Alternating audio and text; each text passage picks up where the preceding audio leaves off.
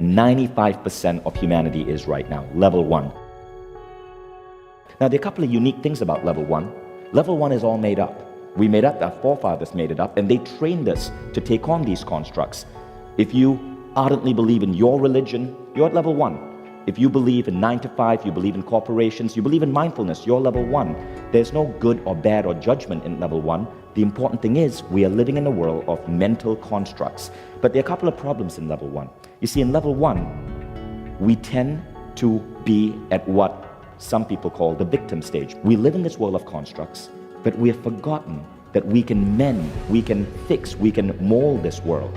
And so rather than go out there and try to change this world, we react like a victim. He said that and it hurt me. My government is keeping me down. The world is like this. And most people live like that. They feel helpless in the face of this giant 7 billion human being planet that we live on, with so much happening all the time. But at a certain point, you start waking up. And when you start waking up, that's when you start getting to level 2. I call level 2 the state of the culture hacker. Because here's what happens at level 2. At level 2, you start questioning culture. Now, what is culture?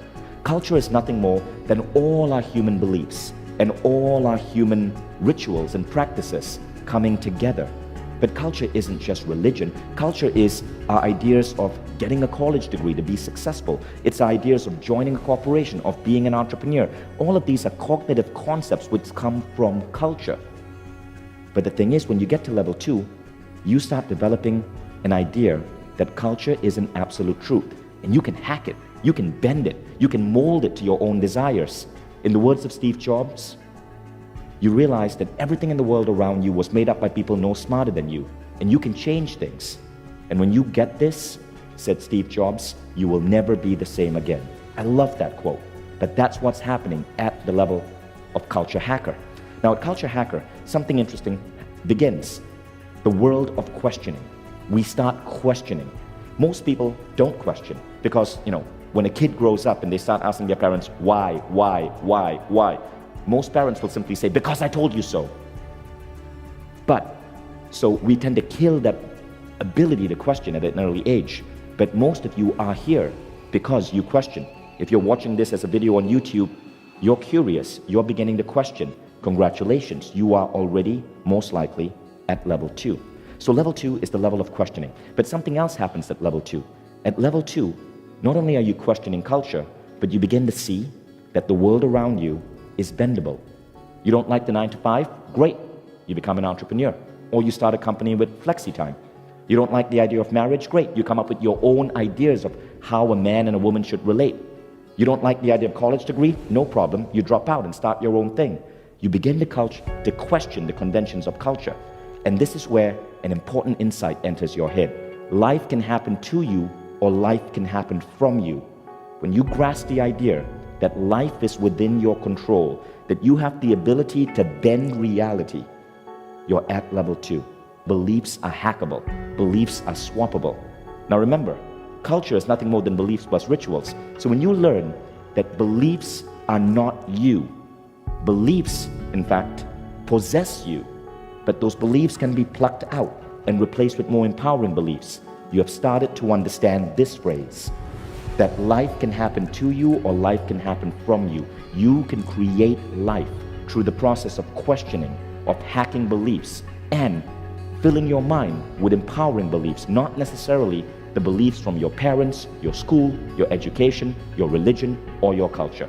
You identify the difference between a rule and a brule or a bullshit rule, and you start to see that we are swimming in a sea of bullshit rules that we can choose to question and ignore.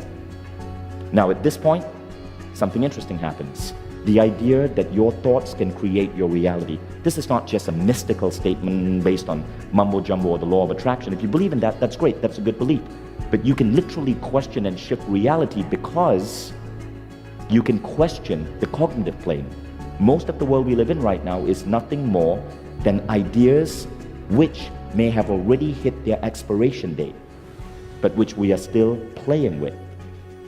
So now you get to toss out that expired idea out of your refrigerator and put in a fresh one. Now at this point, something interesting happens, right? You're at level 2, you're the culture hacker, and you start growing at an accelerated pace when you get to level 2. So your growth, if it's like this, when you get to level 2, it starts growing like that because you start seeing that the world is under your control, that you can question.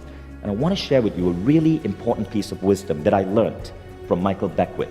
He spoke about an idea called Satori versus Kensho. And he said this, right? This is one of the most powerful ideas I've learned.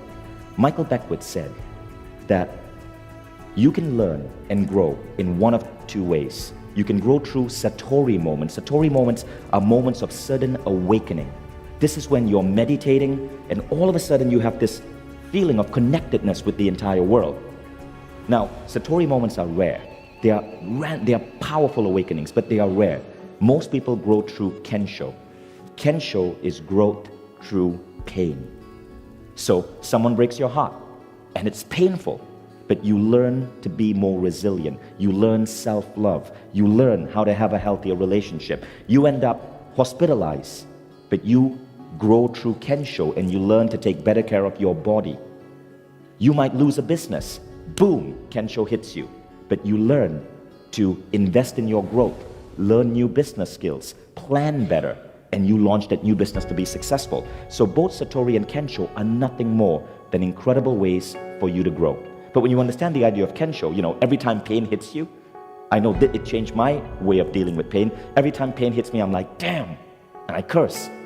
But I know that it's just a way to kick my butt and some great learning is going to come from it. That's an incredible belief to have, the belief that Kensho is really nothing more than a universe's way of pinching you to get you to turn into the right direction. Isn't that amazing? And then there's Satori. So Satori also is a great way to grow. It's a little bit rare, but it still happens. Now, as you go through enough Kensho and Satori, something interesting happens. You started questioning everything about the world. And when you start questioning everything about the world, including some of the fundamental truths, be an entrepreneur, get a career, you hit level 3. Now at level 3, in Michael Beckwith's words, something very unique happens.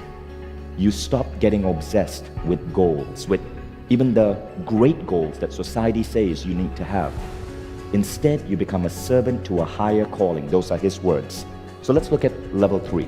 Level 3 is what I call the state of limitless. And I want to share a really interesting thing that happens at level 3. Inspiration leads to intention. At a certain level of waking up, you're tapped in, you're tuned in. You are not separate from life force or the universe or God or whatever you want to call it. You are one with it. And you get inspiration, you get downloads. And these downloads are what design your intention. So you think you came up with a goal to write that book or start that company or serve that cause. Bullshit.